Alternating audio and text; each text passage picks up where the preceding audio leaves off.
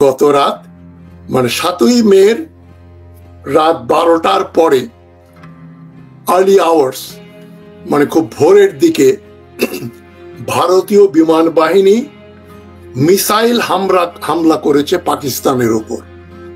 পাকিস্তানিদের মতে 5 জায়গায়, 3টা আজাদ কাশ্মীরে, পাকিস্তান অকুপাইড কাশ্মীরে, 2টো পাকিস্তানের পাঞ্জাবে। তবে আল জাজিরা এবং চীনের নিউজ আউটলেট বলছে মোট পাকিস্তানের মোট 9টা জায়গায় ভারত মিসাইল হামলা করেছে। তো 1998 সালে পাকিস্তান পারমাণবিক বোমা তৈরির পরে যখন 1999 সালে একটা যুদ্ধ হলো পাকিস্তানের সঙ্গে ভারতের, কার্গিল অঞ্চলে যখন পাকিস্তানের তৎকালীন প্রধান সেনাপতি পারভেজ মোশাররফ হঠাৎ করে আক্রমণ করলেন, তখন সারা বিশ্বে হইচই পড়ে গেল যে এখন 2টো পারমাণবিক শক্তি সজ্জিত দেশ যুদ্ধ করবে এবং পারমাণবিক অস্ত্র ব্যবহার করবে। তো দেখা গেল যুদ্ধ হলো, ক্ষয়ক্ষতি হলো, পাকিস্তানিরা কার্গিল থেকে সরে যেতে বাধ্য হলো, কিন্তু কোনো পারমাণবিক অস্ত্র পাকিস্তান বা ভারত ব্যবহার করলো না। এরপরে 2019 সালে আবার পাকিস্তানের বালাকোটে ইসলামী সন্ত্রাসীদের ঘাঁটি ধ্বংস করার জন্য ভারতের বিমান বাহিনী হামলা করলো এবং তখন আমরা খবরে দেখলাম পাকিস্তানের একজন বৈমানিক, একজন ফাইটার গ্রুপ ক্যাপ্টেন অভিনন্দন, তার প্লেন সহ পাকিস্তানে তার বিমান ভূপতিত করা হয় এবং তিনি প্যারাশুট দিয়ে রক্ষা পান। পাকিস্তানিরা ক্লেম করে যে তারা আরেকটা প্লেন ধ্বংস করেছিল, সেটা ভারতে পড়েছে। ভারত সেটা অস্বীকার করেছে। তবে পরে বিভিন্ন সূত্রে জানা গেল যে 2019 সালে ভারত 1টা বা 2টা যে বিমান হারিয়েছিল, এটা চীনের ম্যাগনেটিক মানে কতগুলো ডিভাইস, ইলেকট্রোম্যাগনেটিক ডিভাইস দ্বারা ভারতের বিমানের ইঞ্জিন তারা নিয়ন্ত্রণে নিয়ে নেয় এবং প্লেনগুলো অকার্যকর হয়ে পড়ে যেতে বাধ্য হয়, যুদ্ধ করতে পারে না। এখন পাকিস্তান ক্লেম করছে, প্রথমে বলল কমপক্ষে 2টো ভারতীয় বিমান ভূপাতিত করা হয়েছে, অবশেষে পাকিস্তান বলছে 5টা বিমান গুলি করে ধ্বংস করা হয়েছে। সিএনএন বলেছে 2টো, পাকিস্তান বলছে 2টো বিমান বিধ্বস্ত করা হয়েছে। তবে সিএনএন বা অন্য কোনো আউটলেট এটাকে অ্যাসার্টেইন করেনি, নিশ্চয়তা দেয়নি যে পাকিস্তান যা বলছে সেটা সত্য কিনা। তবে মনে হয় না যে পাকিস্তান ভারতের কোনো বিমান ধ্বংস করেছে। এবং পাকিস্তানিরা দাবি করছে 2টো মসজিদ ধ্বংস হয়েছে এবং 3 জন পাকিস্তানি নিহত হয়েছেন, একজন শিশু সহ। তবে ভারত বলছে তাদের আক্রমণগুলো খুবই প্রিসাইজ সার্জিক্যাল অপারেশন এবং এটা ভারতের কথা অনুযায়ী মনে হচ্ছে একটা পুরোদস্তুর যুদ্ধ হবে, এ ধরনের ব্যাপারটা মনে হচ্ছে না। তো এখন দেখা যাক ঘটনা কি ঘটছে। এবং ইটস টু আর্লি, এখন খুবই কেবল 4-5 ঘন্টা আগে ঘটনা শুরু হলো, মানে 7 ঘন্টার মতো। এর ভেতরে ভোরের আলো বের হওয়ার পরে, পাকিস্তানের এখন সকাল 6টা-7টা বাজেনি, এরপরে কি হয় আমরা দেখব। তবে পাকিস্তান দাবি করছে, পাকিস্তানের ISPR inter services public relations এর প্রধান লেফটেন্যান্ট জেনারেল আহমদ শরীফ চৌধুরী, তিনি বলছেন একটা ইন্ডিয়ান ব্রিগেড হেডকোয়ার্টার ধ্বংস করে দেওয়া হয়েছে, লাইন অফ কন্ট্রোল কাশ্মীরের ওখানে। আর ধুন্দিয়াল নামক জায়গায় সেক্টরে একটা আর্মির পোস্ট, একটা মানে ব্যাটালিয়নের হেডকোয়ার্টার ধ্বংস করা হয়েছে। এবং যুদ্ধের খবর পেয়ে ডোনাল্ড ট্রাম্প ভারতকে নিন্দা করেছেন। ডোনাল্ড ট্রাম্প বলেছেন ভারত যে পাকিস্তানকে আক্রমণ করলো, ইটস এ শেম, এটা খুব লজ্জার ব্যাপার। এটা মানে আন্তর্জাতিক ক্ষেত্রে কূটনৈতিক ভাষায় কিন্তু এটা চরম নিন্দা, ইটস এ সেইম, লজ্জার ব্যাপার। এবং তার মানে ডোনাল্ড ট্রাম্প ভারতকে নিন্দা করছে যে তোমরা পাকিস্তানের উপর আক্রমণ করলে কেন। এবং সিএনএন বলছে পাকিস্তানি ভারতই প্রথম আক্রমণ শুরু করে। এখন পাকিস্তানের মতে তারা আক্রমণ করে আজাদ কাশ্মীরের রাজধানী মুজাফফরাবাদ এবং আরো দুটো জায়গা কাশ্মীরে এবং পাঞ্জাবে আরো 2 জায়গায়। আবার আরেকটাই সোর্স সিএনএন বলছে শ্রীনগর, ভারত অকুপাইড কাশ্মীরের রাজধানী শ্রীনগরে একটা বিরাট ব্লাস্ট হয়েছে এবং সারা শহর কেঁপে উঠেছে। এটা কি ধরনের ব্লাস্ট আমরা জানি না। এবং ইউএস স্টেট ডিপার্টমেন্ট বলছে যে তারা এই ব্যাপারটা, পুরো ব্যাপারটাকে মনিটর করছে, দেখছে যুদ্ধের গতি কি হয় না হয়। তবে যেটা আমরা খুবই গুরুত্বপূর্ণ, প্রথমে অগুরুত্বপূর্ণ কথাটা বলে নেই যে পাকিস্তানের প্রধানমন্ত্রী শাহবাজ শরীফ বলছেন পাকিস্তানের অধিকার আছে, সম্পূর্ণ অধিকার আছে যে যখন তাদের উপর একটা যুদ্ধ চাপিয়ে দেয়া হয়, ভারত যখন doing an act of war, যুদ্ধ করছে, তখন তাকে একটা befitting reply will be given. ভারতকে একটা দাঁত ভাঙা, একেবারে যেভাবে তারা আক্রমণ করেছে তার সমুচিত জবাব দেয়া হবে। এগুলো হচ্ছে ডিপ্লোম্যাটিক কথাবার্তা, দেশের মানুষের মানে সাহস এবং দেশপ্রেম বাঁচিয়ে রাখার জন্য। তো পাকিস্তান বলছে আজাদ কাশ্মীর বা পাকিস্তানের কাশ্মীরে ভারত আক্রমণ করেছে মিসাইল দিয়ে কোটি, আহমদপুর ইস্ট এন্ড মুজাফফরাবাদ, আর পাঞ্জাবের বাঘ এবং মুরিদকে। তবে এটাও বলছে সিএনএন 1971-এর পরে পাকিস্তানের পাঞ্জাবে ভারত এত গভীরে কোনোদিন আর বোমা হামলা করেনি, মিসাইল হামলা করেনি। সেই দিক দিয়ে এর তাৎপর্য আছে। বালাকোটে যেটা হয়েছিল 2019 সালে, সেটা পাকিস্তানের পরে দেখালো কয়েকটা গাছ ভেঙে গেছে, কিছু পাখি মারা গেছে, পাকিস্তানের কোনো ক্ষতি হয় নাই, দালান কোটা কিছু ভাঙে নেই। এগুলো কিন্তু এক ধরনের পাতানো খেলা। যেমনটি আমরা দেখেছি গত বছর ইসরায়েল এবং ইরান মিসাইল এক্সচেঞ্জ করলো। প্রথমে ইসরায়েল ইরানিয়ান দূতাবাসে হামলা করে ধ্বংস করে দিয়েছিল সিরিয়াতে বোধহয়, তার রিটালিয়েশন ইরান করলো মিসাইল ছুড়ে। সে মিসাইল গুলো ইসরায়েলের কোনো ক্ষতি করতে পারলো না। তার আগের থেকে প্রিপারেশন, ওই যুদ্ধের ব্যাপারে কোনো সারপ্রাইজ ছিল না। ইরান ইসরায়েলকে আগে থেকে হুঁশিয়ার করে দিয়ে বলছে তোমাদেরকে কিন্তু আমরা মিসাইল মারবো। ইসরায়েল তৈরি ছিল।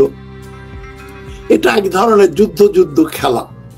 ইরানিয়ানদেরকে বোঝানো যে ইসরায়েল আমাদের দূতাবাসে হামলা করে মানুষ হত্যা করেছে, আমরাও ইসরায়েলের বিভিন্ন জায়গায় মিসাইল ফেলেছি, সে মিসাইল গুলো ইফেক্টিভ না, ইসরায়েলের এমন কোনো ক্ষতি হয়নি। তো এখন সবচেয়ে গুরুত্বপূর্ণ ব্যাপারটা হচ্ছে ভারতের defence department, defence ministry statement দিচ্ছে, বলছে যে our actions have been focused, measured and non-escalating in nature.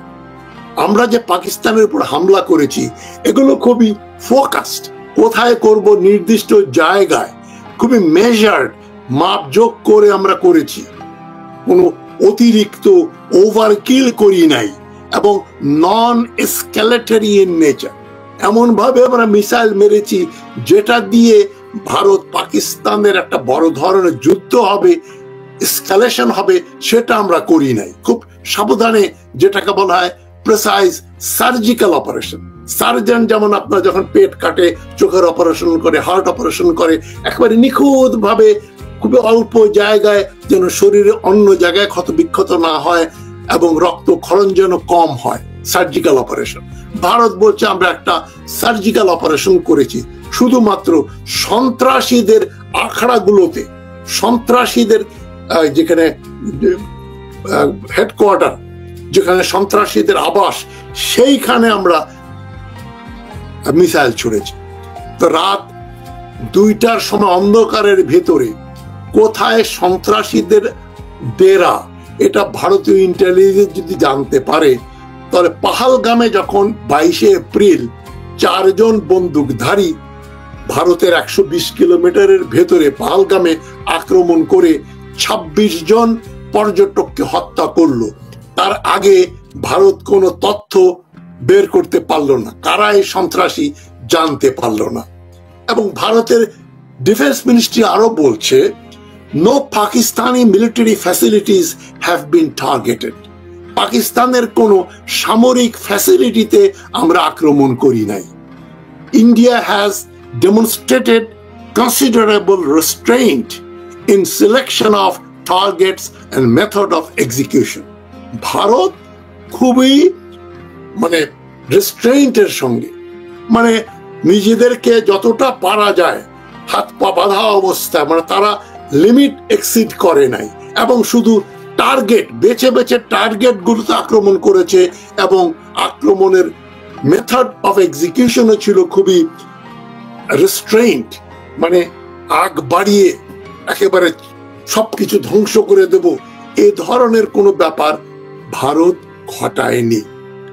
এই স্টেটমেন্টটাই কিন্তু আপনার এই পাকিস্তান ভারতের এই যুদ্ধটা কোথায় যাবে তার সিদ্ধান্ত দিয়ে দিচ্ছে। এই যুদ্ধ বালাকোটে যেমন 2019 সালে বিমান হামলা করেছিল ভারত, ভারতীয়দের প্রশমিত করার জন্য, যে যেখান থেকে পাকিস্তান থেকে সন্ত্রাসী এসেছিল আমরা সেই সন্ত্রাসীদের ঘাঁটি নষ্ট করে ধ্বংস করে দিয়েছি। এবারও একই কথা ভারত বলছে। মোদী সরকারের জন্য এটা অভ্যন্তরীণ ক্ষেত্রে তার মুখ রক্ষা করা। 22শে এপ্রিল যে ঘটনাটা পাহালগামে ঘটলো, ভারতীয় ইন্টেলিজেন্স কিছুই ধরতে পারলো না, কারা হামলা করলো, কি করলো না করলো। সেখানে তারা মিথ্যাচার করলো যে বেছে বেছে কেবল হিন্দুদের হত্যা করা হয়েছে। দেখা গেল 26 জনের ভেতরে 15 জন মুসলমান আর 11 জন হিন্দু, সবাই ভারতীয় নাগরিক। একটার পর একটা মিথ্যাচার করেছে। এবং ভারতের 2 জন জেনারেল, একজন এয়ারফোর্সের লেফটেন্যান্ট জেনারেল কুমার, আর একজন আর্মির একজন লেফটেন্যান্ট জেনারেল কুমার, আর এয়ারফোর্সের একজন এয়ার ভাইস মার্শাল চাকরিচ্যুত হয়েছেন। তারা বলছেন, আমরা তোমাদের এই সাজানো এই তথাকথিত পাকিস্তান হামলা করেছে এই সূত্র ধরে আমরা পাকিস্তানের সঙ্গে যুদ্ধ করতে যাব না, এটা একটা পাতানো খেলা তোমরা খেলেছ।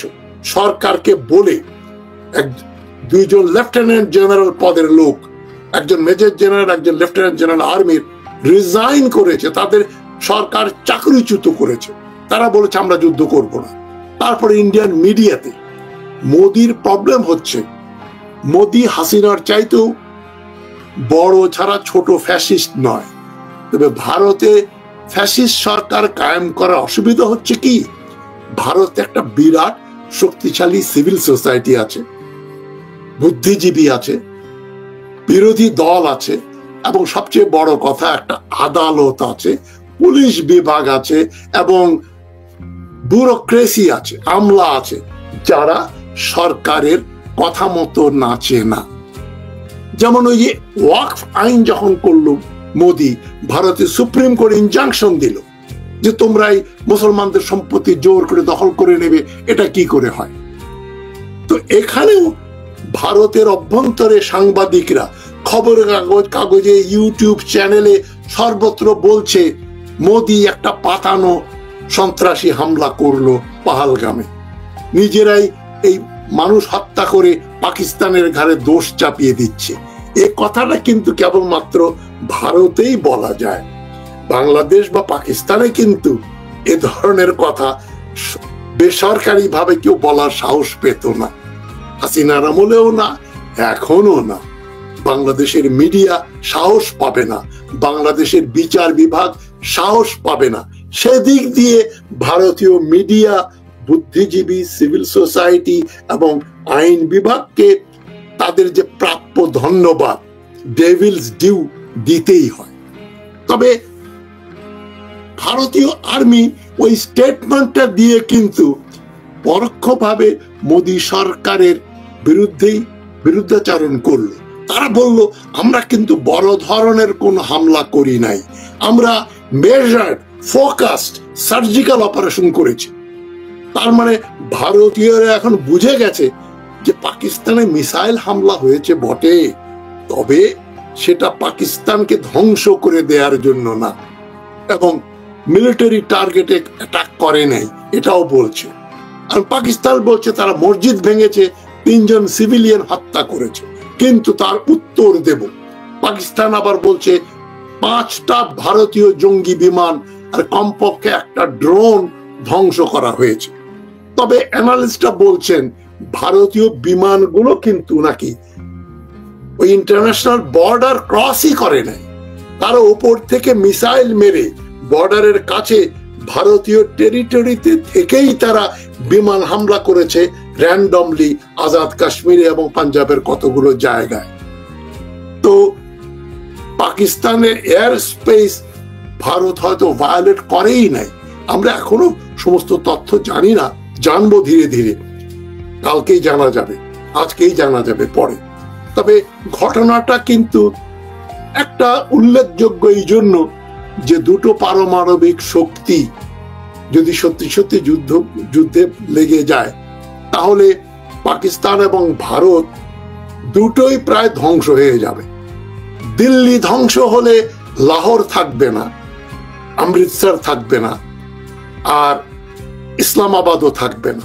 মানে আর লাহোর এবং দিল্লি এত কাছে যে ওই নিউক্লিয়ার ফল আউট হয়ে ওই দিল্লির বোমার রেডিয়েশন লাহোরকেও আক্রান্ত করবে, বাতাস বইলে এখানেও চলে আসবে।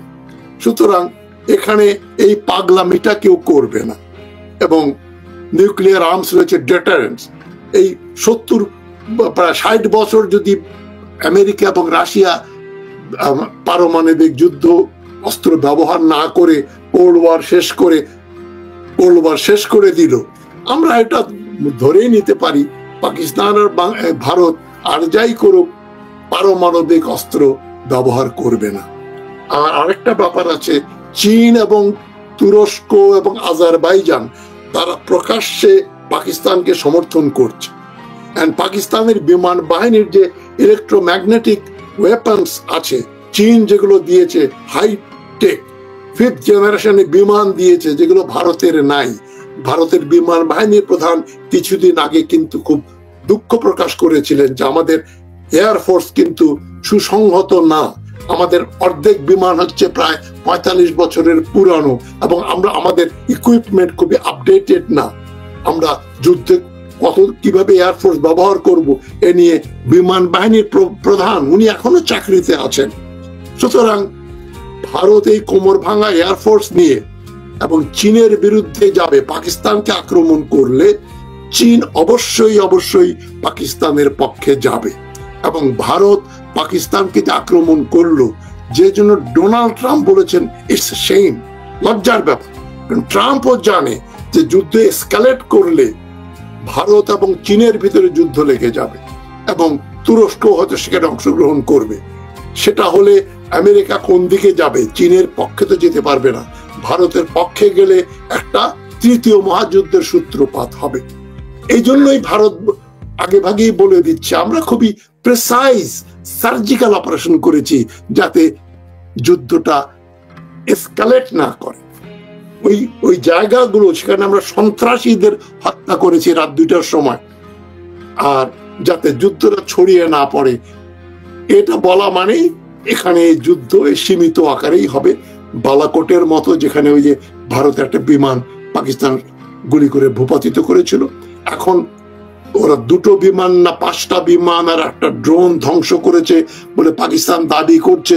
এটা আজকের ভেতরেই জানা যাবে, দিনের আলো এই প্রকাশিত হয়ে যাবে যে কয়টা বিমানকে ধ্বংস করেছে। ভারত অবশ্য পাকিস্তানের কোনো বিমান ধ্বংস করেছে দাবি করে নাই, তারা বলছে আমরা কোনো মিলিটারি ইনস্টলেশনে মিসাইলই ছুড়ি নেই, আমরা শুধু সন্ত্রাসীদের আখড়াতে মিসাইল ছুড়েছি। দুদিক দিয়ে মিথ্যা কথা বলা হচ্ছে। যুদ্ধ হলে যেটা হয় সত্য first casualty of the war is truth. Winston Churchill বলেছিলেন, যুদ্ধে মানুষ মারা যাওয়ার আগে সবচেয়ে আগে যেটা মারা যায় সেটা সত্য। সুতরাং যাই হোক, ভারত পাকিস্তান যুদ্ধ লেগে গেল, এই নিয়ে অযথা উত্তেজনা সৃষ্টির কোনো মানে হয় না, এবং এটা নিয়ে অনেকেই অনেক কথা বলবেন, মানে খুবই জনপ্রিয় কথা বলবেন। আমি ওই জনপ্রিয় কথা বলছি না, আমি মোটামুটি যা হয়েছে সেটাই উপরে একটু পর্যালোচনা করছি, এবং আশা করি এই যুদ্ধ এখানেই থেমে যাবে। মোদি একটা তার মুখ রক্ষা করার জন্য এটা করলো, এবং পাকিস্তানের মুখ রক্ষা করার জন্য যা বলার সেটা বলল। তবে কেউই যুদ্ধের জন্য তেমন ভাবে প্রস্তুত নয়, এবং আন্তর্জাতিক ক্ষেত্রে এই যুদ্ধ হলে তার পরিণাম খুব ভয়াবহ হবে। চীন আমেরিকা সেটা জানে, এবং এই জন্যই ডোনাল্ড ট্রাম্প বলেছেন ইটস শেম, ভারত কেন এই কাজটা করলো। যাই হোক, এই পর্যন্তই আমরা যা তথ্য পেয়েছি সেই অনুযায়ী এই কথাগুলো বললাম। ভালো থাকবেন সবাই, এবং এর পরে কি হয় সেটা নিয়ে আমি আবার পরে ইউটিউবে আপনাদের